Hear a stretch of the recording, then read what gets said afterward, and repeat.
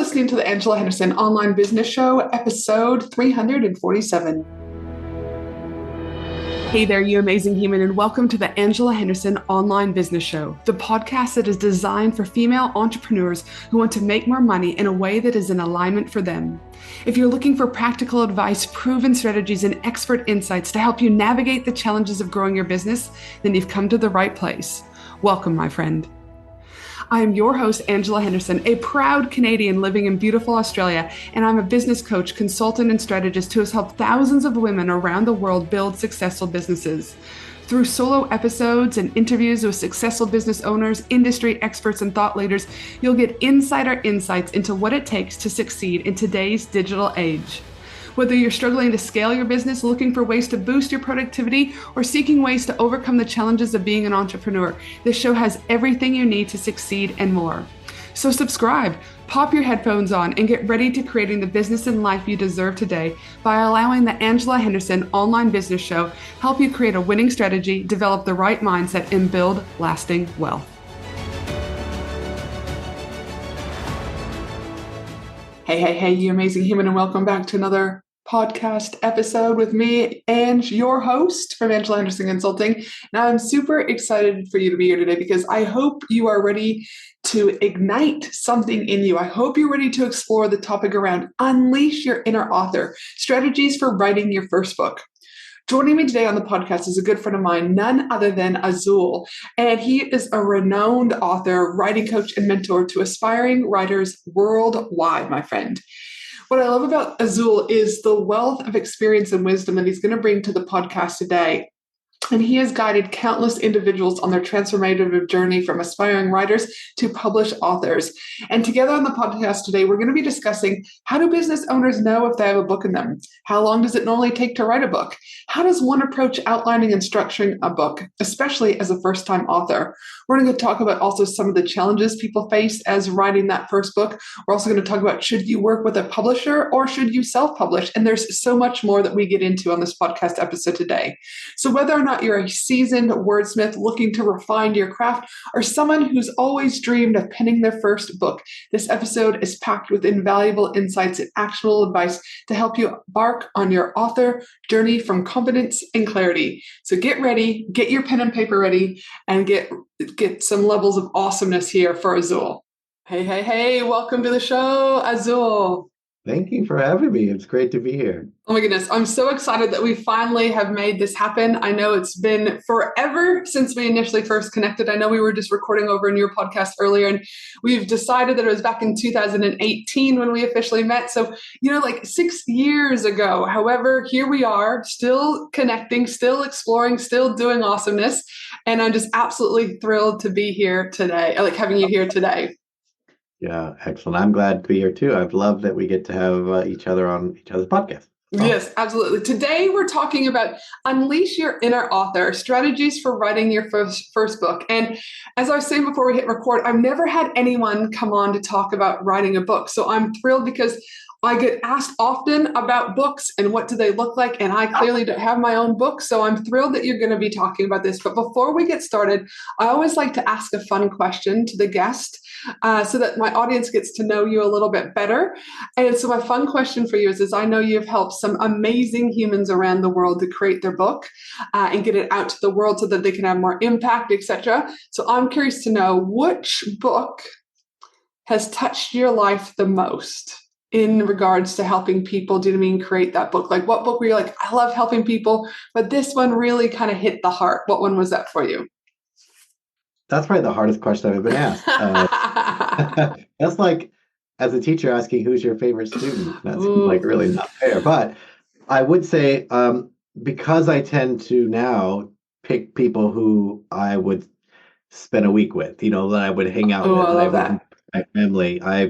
I've started letting go of people that aren't my people. And I would probably have to say, because knowing your audience, I'd probably have to say the person's work that touched me the most was probably a memoir that was written by a friend named Danae Palmer. And it's because it was such an honest, truthful memoir. And I don't teach memoir a lot. It doesn't come up a ton, but it's one of my favorite genres.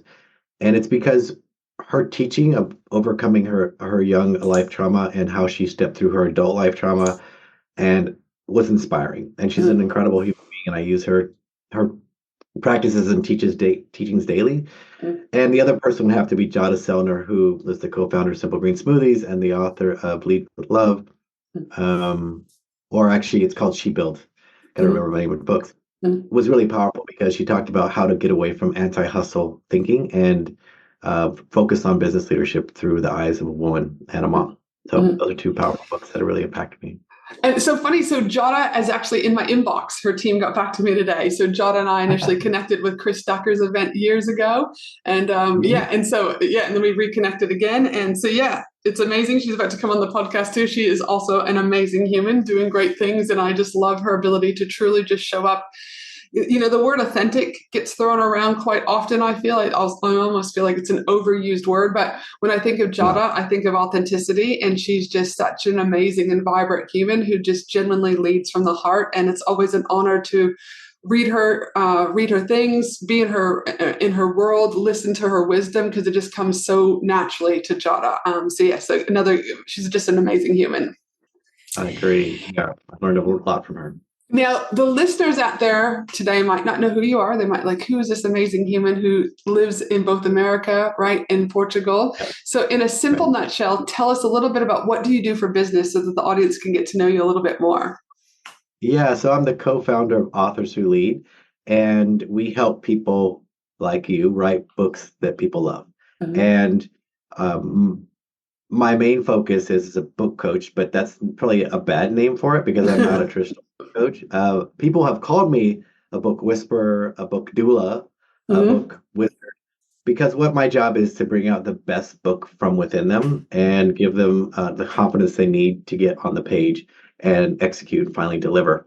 Mhm. And so I help people write books. I also am the principal in a publishing company. So we own Mandala Tree and Rock Rose Press, but one fiction and one nonfiction platform where we publish authors.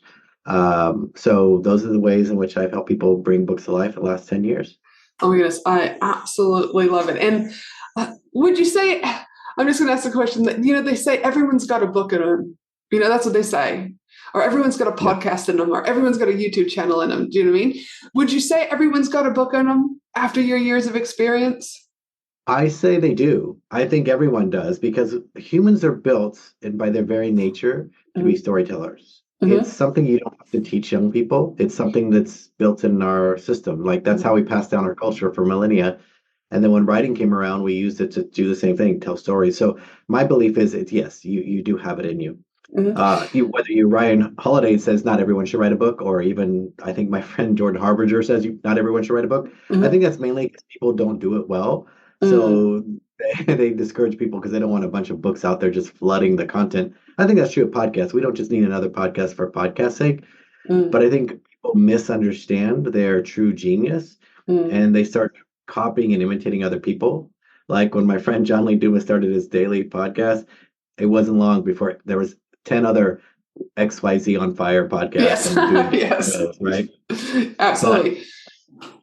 yeah, not I think everyone does, and mainly because everyone has a story to tell and they have a perspective, or they wouldn't be here on this planet. There's something unique about them, for Mm-hmm. sure. Do you think that over the years of technology, though it's great, there's been great advancements of technology, do you think people are losing the ability to storytell in general, not just in writing a book, but storytelling on social media, storytelling on podcasts? What are your thoughts about the lost art of storytelling? Yeah, I think most people are afraid. So it's Mm-hmm. not that they lost it, they're just afraid that their story won't matter. And so Mm-hmm. they sugarcoat it, they change it, they posture, they use Instagram sort of as a way to show the perfect part of them.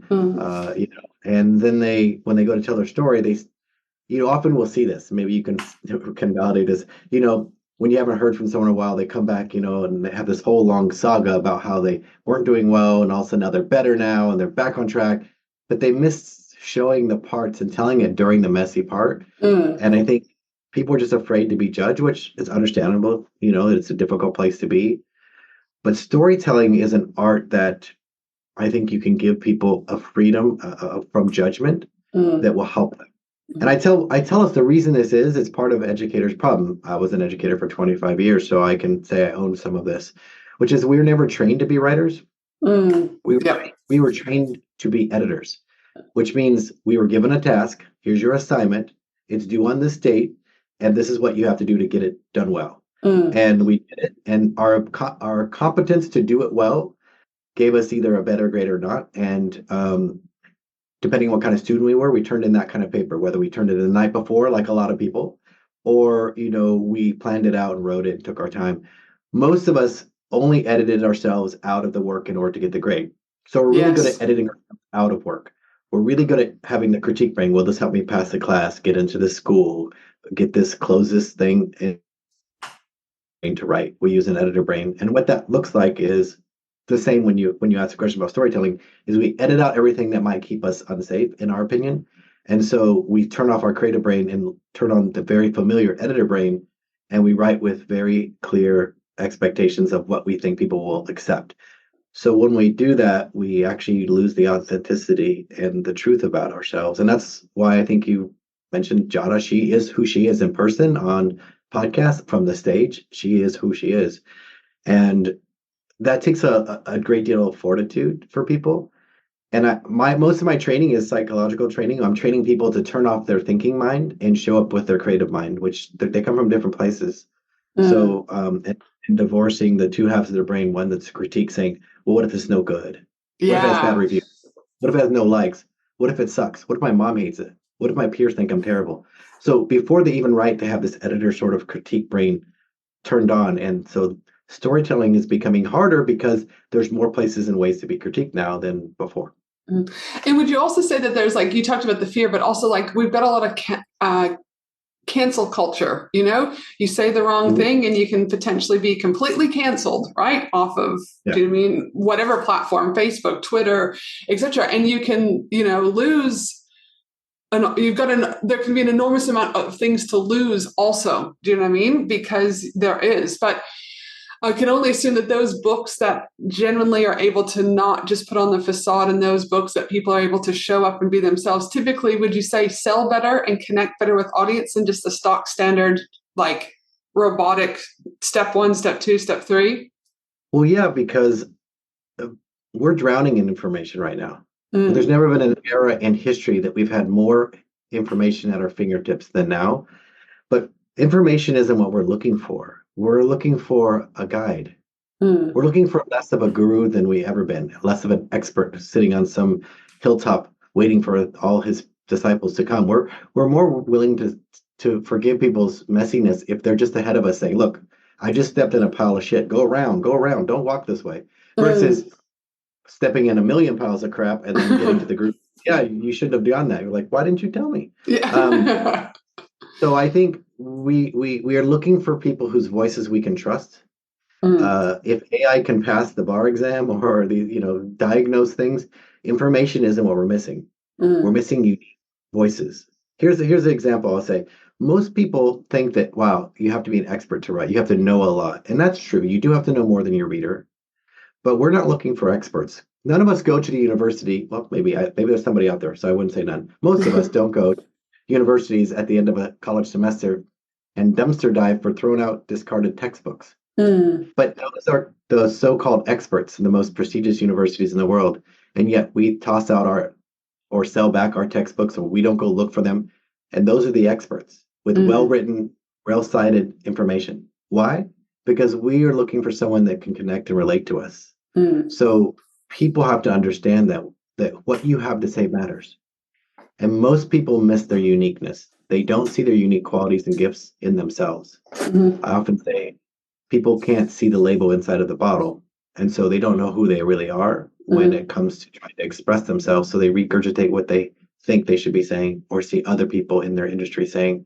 And they're afraid to be contrarian. So when you mention cancel culture, what I think the cancel culture is when people are exposed for who they are versus saying something contrarian. yeah. Um, it's okay to be contrarian and say, most people in this industry say this, but I think this. There's Mm, nothing cancel culture about that. It's when you stood up for something and then try to backtrack or did something and then try to say, no, no, that wasn't me. yeah, yeah, But yeah, people yeah. don't, people are too savvy now.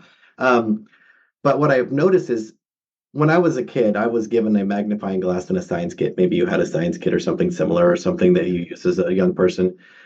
The science kit was cool, the microscope and all, but the magnifying glass caught my attention at 5 because you could take it up, see something up close, Mm. outside.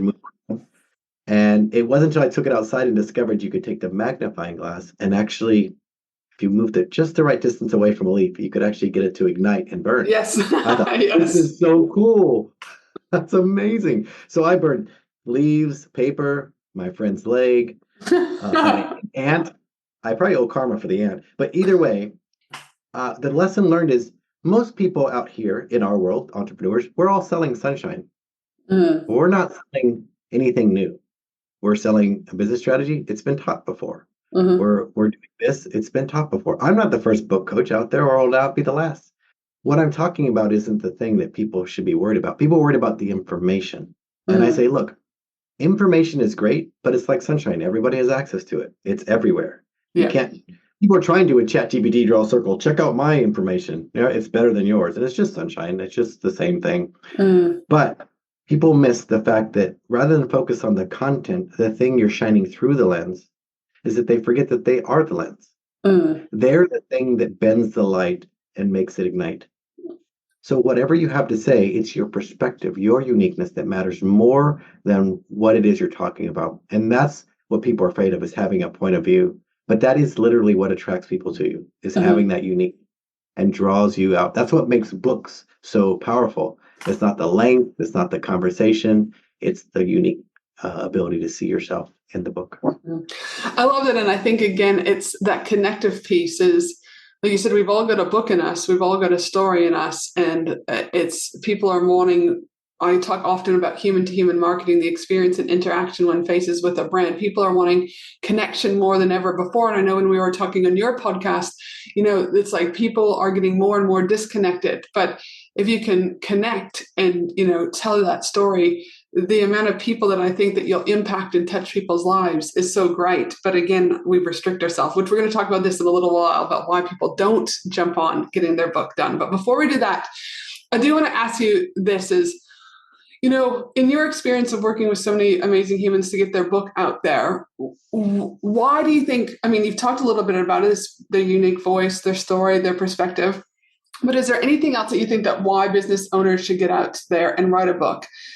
People are busy already doing a million things. So why a book versus a YouTube channel? Why a book versus starting the podcast? Why a book versus creating a live event? Like, what are the benefits that businesses can see when they have a book attached to them? Great question.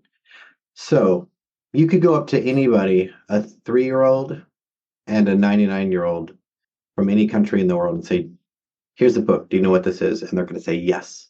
Mm-hmm. And they're going to have an implied belief about the author who wrote it, that there's somebody who knows something, that they have a point of view, and that they're of value. Because we oriented ourselves in the last 500 years specifically around writing, and that we all know what it is. So being an author gives you an implied value above and beyond being a podcaster, Mm-hmm. a blogger, a YouTuber. Those are all so new that they don't necessarily have positive attributes. They don't necessarily even have any. Some audiences are like, I don't know what a podcast is. I heard of it, um, but a book doesn't. A book is Mm-hmm. so clear, it gives you authority. If you're, let's say, I help doctors, lawyers, business owners, executives, when they write a book, they could be in the amongst their peers. If you're a doctor, but 10 of you are all dermatologists, but you're the one with the book, guess who is the most authority in that group? Mm-hmm. You know, so it has an innate quality that's been around a long time.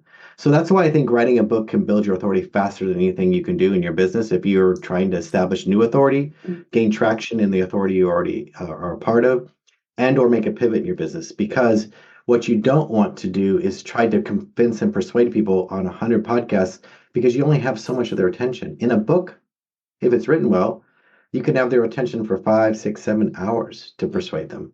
So Mm-hmm. you get so much more intimacy, especially if you write it well. So that's why I think a book is it's such an incredible thing. And for me, like I said, I was a school teacher. I wasn't an entrepreneur. I had no, I did have some attempts earlier on, but as far as being an online entrepreneur, I didn't have any.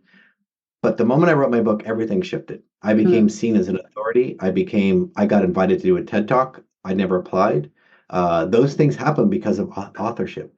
If I would have said I'm a podcaster, I don't think they'll say, "Oh, great, you should come speak on our stage." Mm. So that's the main reason why I say if you haven't considered it, it can be really valuable. And most people spend way too much time doing things that aren't writing, and so it feels like books are hard because they don't know what they're doing, and they assume that writing a book is easy, and it is. In fact, it's just one word after the other. But the problem is they get lost in their thoughts. They don't know how to have a point of view, and they don't have to do it very efficiently. So they feel like it's one more task. I convince people that if you have 20 minutes a day, you can write a book without adding too much more stress to your life. But most people see writing as a stressful event. Yeah. And that goes to my next question. How long does it normally take to write a book? And I ask this question because, there are people out there going, well, if a podcast is only going to take X amount of time this week, or I can write a blog article. And they start to get distracted with all these other things that might not be actually giving them a return on investment like a potential book could. So in your experience, how long does it normally take? And I know this would be like, how long is a piece of string? But if people were dedicated and consistent to it, I've been podcasting now for 5+ years. It's consistent. It's just become ingrained in me. I've only ever missed one episode, and that was because we were switching from the name of one podcast and going into our new name. And we were advised to give the transition like a week off, do you know what I mean, before we launched the new kind of name of the podcast.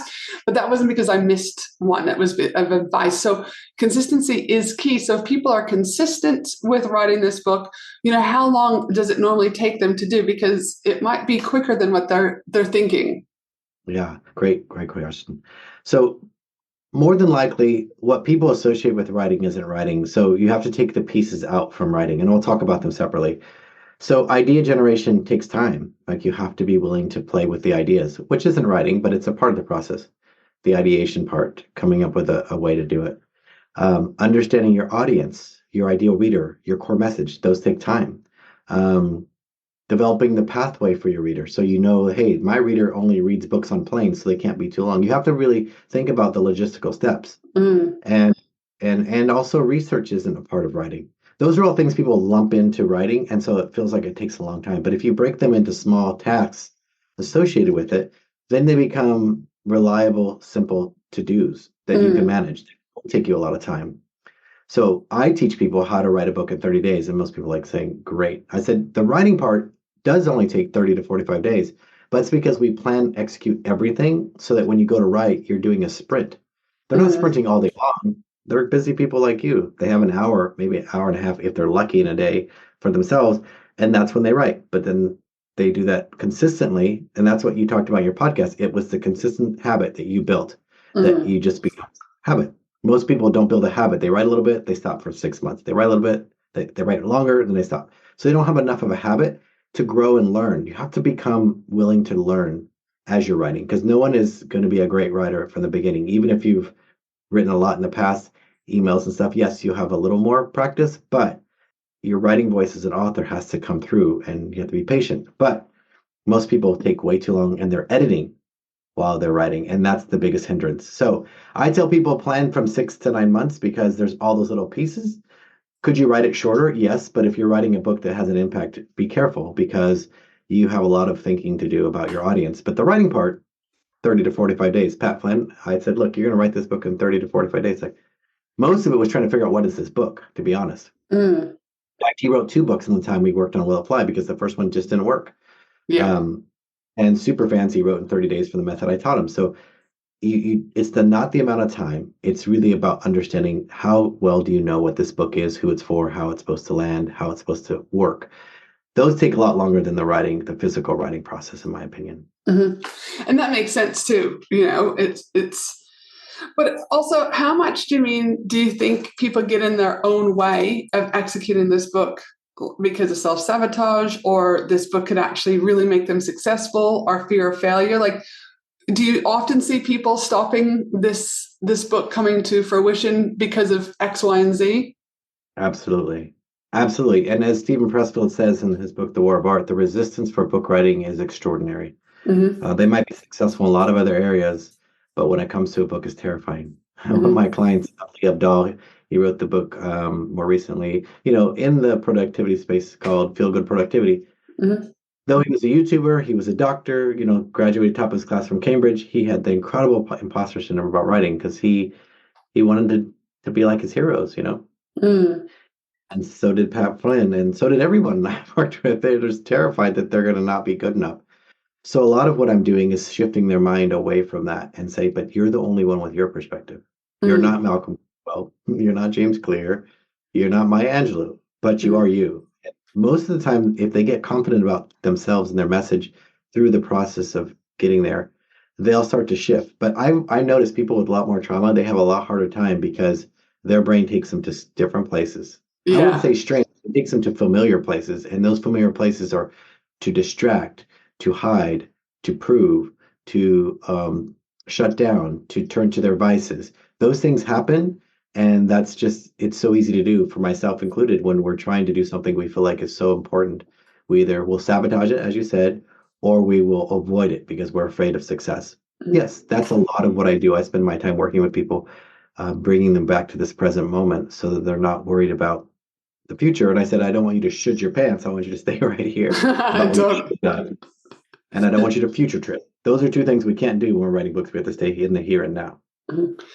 And again, because if not, like you said, we then start to get distracted. We start to lose the reason why we're doing there's multiple things, do you know what I mean, that start to come in and start to layer. Now, for those people out there that are like, you know what, writing a book, actually, I've always wanted to do it, or I've wanted to do it since I was a little girl, or I know this will help grow my business. This will help position me compared to my competitors, et cetera, et cetera. Like, Yeah. where do they get started? Like, what are some of the first like steps that they need to even start to consider to go, is this viable? Is this in me? Am I going to like, is there a framework you have? Is there questions that they should be asking themselves? Like, obviously walk us through what that looks like to really start bringing this first time author into the world. Yeah. So what often happens is that I've noticed is that people, they start to live inside of their head way before they get it out of their head. So what I often want them to do is stop thinking about all this stuff first. Writer's block comes from having too many ideas, not too few. So if you're Uh-huh. experiencing writer's block, just know it's because you have too much going on in between your ears. So the first step is what you need is clarity. We call this the diamond method. They're four C's, not quite carrots, but they're C's. Yeah. Um, and one of the first one is clarity. Without clarity, you feel like you're just writing and you don't know where it's going. So you need to get clarity. And one of the ways I recommend people to do is empty their head on page. Put what you think your book's about or the book ideas you have out of your mind and onto the page. Because what happens is the imaginary funnel of creativity gets blocked if you don't have clarity. So Mm. imagine if the book is the bottle and the words is the liquid, uh, you should just put a funnel on it and pour the liquid in, the words, and put it on the page, and the bottle should fill up. But so many authors or would-be authors, people who want to write a book, start trying to write and it just trickle comes out. And they're like, I can't get it to work. I don't know what's going on. It's because inside of that funnel, what they're not paying attention to, they're paying attention to the words in the bottle, is all these invisible blocks. They're like clear marbles. When they look in there, they're just nothing. It just looks like water, but they're blocked.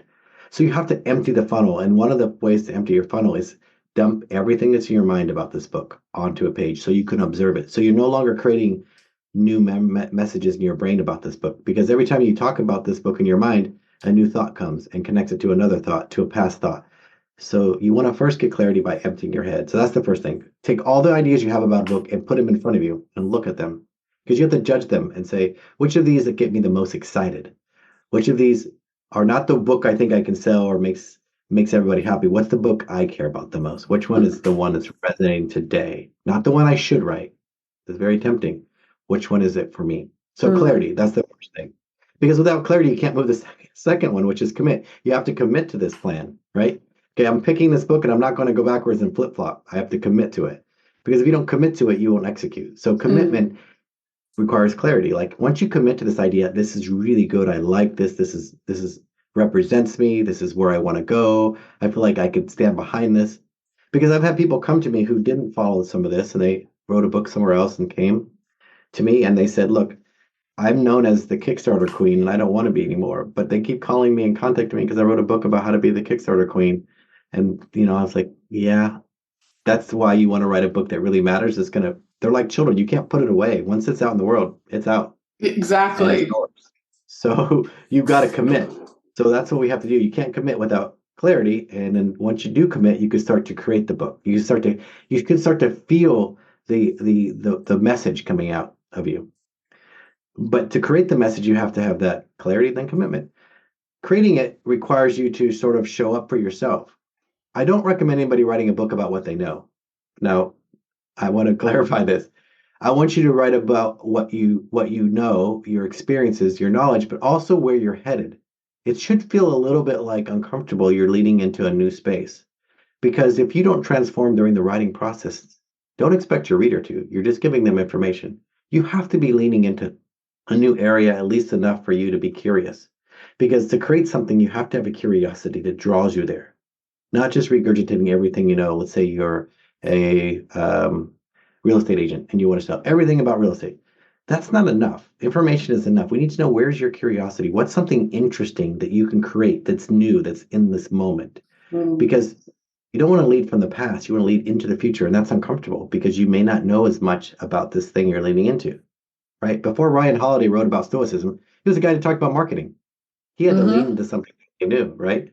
That's what makes sort of an interesting message, and you're committed to it. And the last thing you want to do after you create the message and get clear is crystallize it. You want to crystallize the message so that your message resonates wherever you go. I often say that people misunderstand books. Books aren't made of words.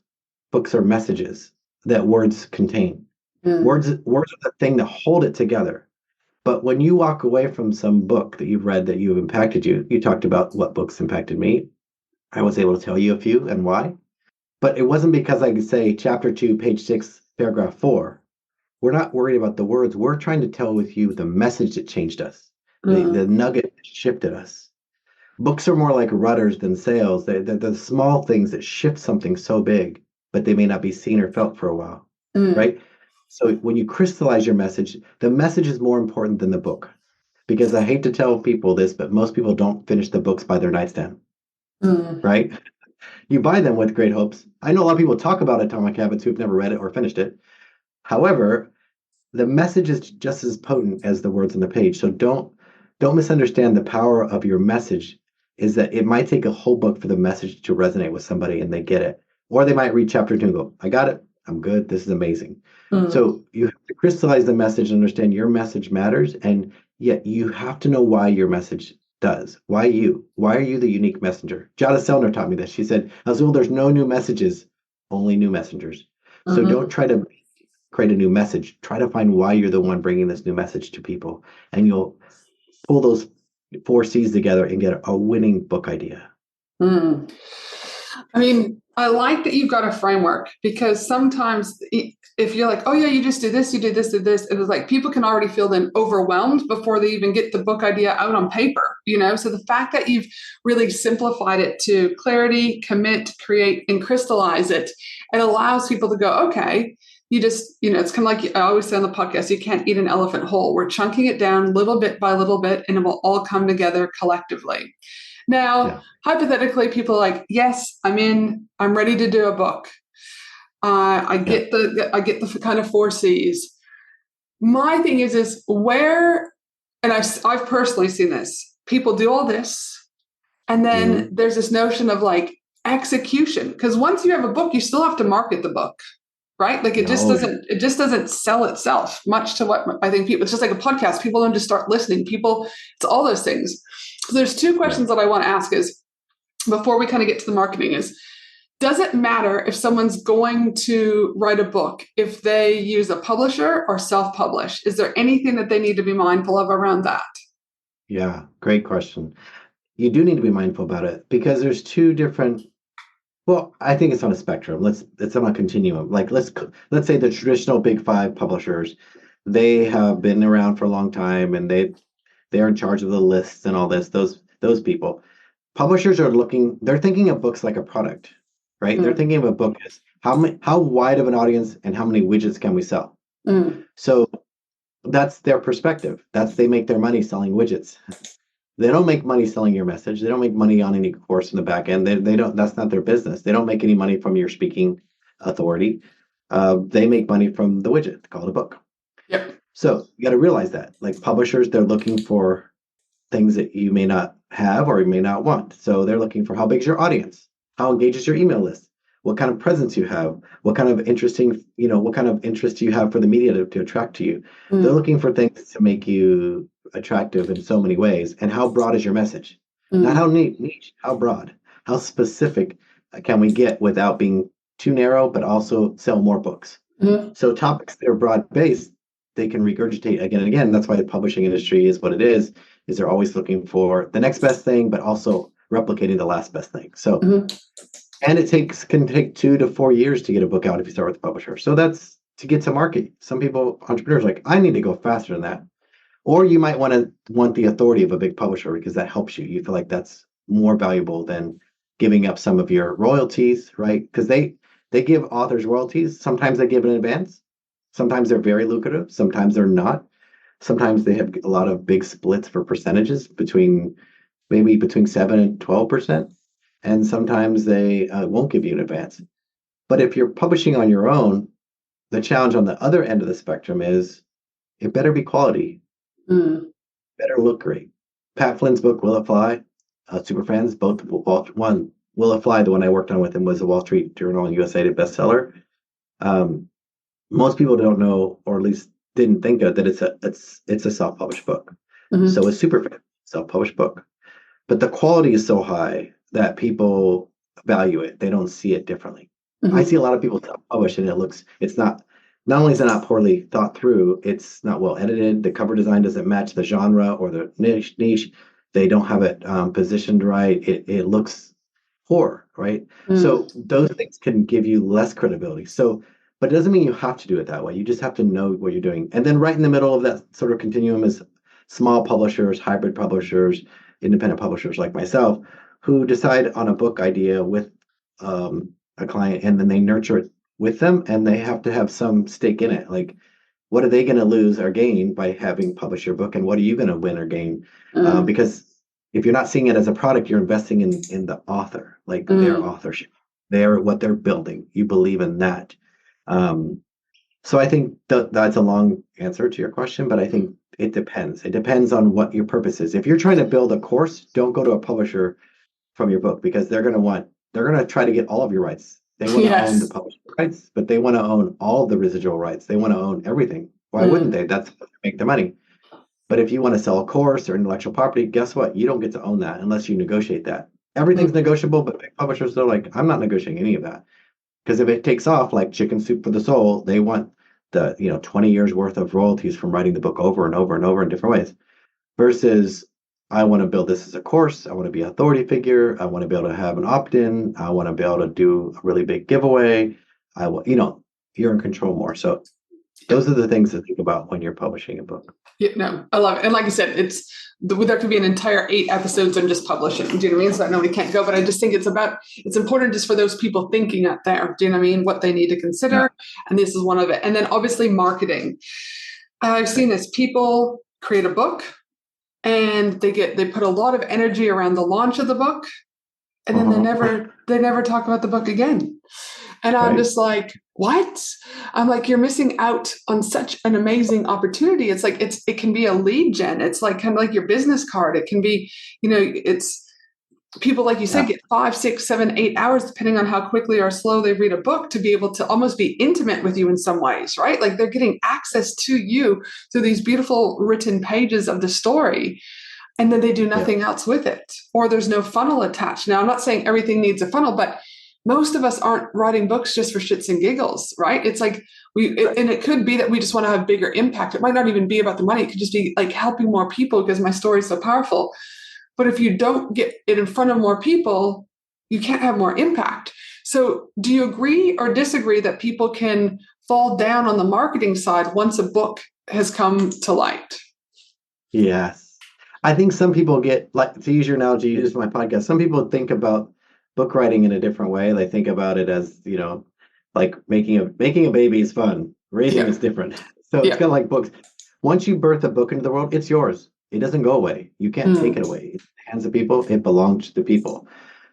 However, some people love launches. They're perpetual launchers. They love that idea, that rush, and then they want the next launch. Well, that's great, but you have to keep doing that for the same book over and over and over and over again. Mm, And people forget you have to celebrate the first year the child is born, book baby, and the next year and everything in between. And the authors that stay consistent do really well, specifically if their book is focused on a particular niche and audience. mm, I had somebody on my show who wrote a book named John Miller, a couple other examples as well, but he wrote a book that I read when I was a principal of schools years ago, 20 years ago. His book is still selling. He sold 1 million copies of that self-published book, and eventually a traditional publisher picked it up.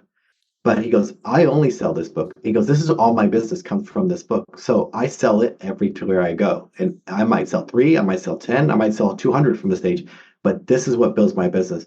So he uses it again and again. And that's what you have to do. You have to be committed to this book long term.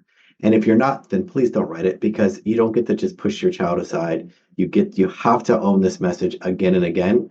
Um, and if you don't believe in it, it gets really difficult. So that's why if you don't commit to those 4 C's, you won't want to talk about it again and again. mm. Um, do all sorts of things to remarket it, but most people, meaning authors, they get tired of their message before their audience. So 100%. they think shared it 10 times and like, oh, they're probably tired of hearing me. And they only saw it once. And so authors give up on their message, but it's because they keep saying, buy my book. I'm like, stop doing that.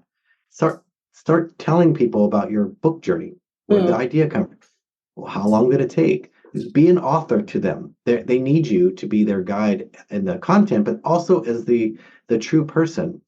Share about it in multiple ways. That's why we wrote this calendar to give people more ideas to market their books because around 3 months in, authors are exhausted about marketing. And I say it's just starting. yeah, exactly. So you It, have to be committed long term. And I think you're right. They miss out on the opportunity of the assets of the book. They start thinking, well, that's enough, and those are the books that don't move the needle. And you have to keep asking for reviews. You can't ever stop asking. There is no time you should ever stop asking for a review. Same with the mm, podcast, right? Um, yep. but people tire too early. And Yeah. that's probably the biggest problem with this whole book marketing world. Yeah. Again, it's just like, but it's like the podcast. You got to keep constantly. Don't forget to head to my podcast. Don't forget to read my blog. Don't forget to go to the YouTube channel. Like it doesn't stop, right? And I do Right. feel like again, there's that notion like new level, new devil. Is just when you work on those internal demons to get the book out there. Do you know what I mean? There will also be Yeah. those demons will start to show. It's like, well, if I market it, more people are actually going to read it. And if more people read it, they might, do you know what I mean, criticize me. And therefore now I'll stop marketing. So it's like you've got them to like kind of that first phase. And now you've got to work with them again to know you got to keep talking, And so it is again, and this Yeah. is where I just go back to the importance of working and constantly working on the inner work is just as important as doing anything else in business. And so yes. 100%. I Now, agree. for those people who are like, I need a little bit of Azul in my life, I'm ready to start exploring how I can be a first time author. I'm ready to unleash my inner author. How can the amazing listeners out there today connect with you? Where can they find you? What are you up to? Tell us a little bit more. Yeah, that's great. You can find me at authorswholead.com, and my podcast is also the Authors Who Lead. On that site, you have the podcast, you have some blog posts, but also you can get our calendar, and I'll give you the link as well to get 365 days of social post ideas and viral video hooks, as well as call to actions when you post, because you can run out of those. Keep saying, buy the book, it's going to burn out your audience. But having to think of that while marketing is difficult, Mhm. considering holidays, events, special times of year, what's the media looking for? Those things are you should be paying attention to. So there you can get that calendar for free and then subscribe to the newsletter. And I give lots of tips and tricks to the insights of people I've helped write New York Times, Sunday Times bestselling books and what they've taught me about what worked for them and what didn't. So please, Authors Who Lead is where you can find me. And follow me on social as a friend. Azul Terronez. I love connecting with all people that I get to know. No, fantastic. And we'll make sure that we include all those links in the show notes over at angelahenderson.com.au. But I've got one final question for you, my friend, which is looking back on your business journey, I'd love to know, what do you know now that you wish you knew when you first started out in business? I wish I would have known that who I am was enough. I think Mm-hmm. I wish I would have known that my secret sauce is being me because Mm-hmm. I spent too many years trying to be somebody else or imitating other people. And there's nothing wrong with imitation, it's a bit of flattery, but I wish I would have stayed true to my uniqueness earlier on. Mm-hmm. Ooh, I love that, my friend. Now, if this hasn't been a hot episode, I don't know what will be. So this has been absolutely brilliant. I don't know why it's taken me 5 years to get well, I didn't know you for 5 years. Do you know what I mean? Well, a little bit longer, but you were kind of going into this space. But this is important. And I do think it's another outlet for people to be looking at a return on investment. And as I often say when I work with my clients, it's kind of like when you work with me, it's an all you can eat buffet. We need to pick and choose what you like and what you're in alignment with in order to grow. And again, one of the things I'll always say is I haven't often spoken about the book because it hasn't been directly relatable to me, but I'm negligent, I will say, by not making sure that we speak more about a book as an option for those individuals who, do you know what I mean, want to explore something different that is more in alignment. They want to make a bigger impact and they want to get their story out there. So it is with much gratitude that you're here today sharing this wisdom. So thank you so much, my friend. I hope you have a beautiful back day in good old America. Drink some ranch dressing for me because I absolutely love ranch dressing and hot wings. I also love Wings Tuesday, so have some wings for me. But yes, have a beautiful night and thank you so much for your wisdom today. Thank you so much, Angela, for having me. It's been a pleasure. Thanks for listening to the Angela Henderson online business show, www.angelahenderson.com.au.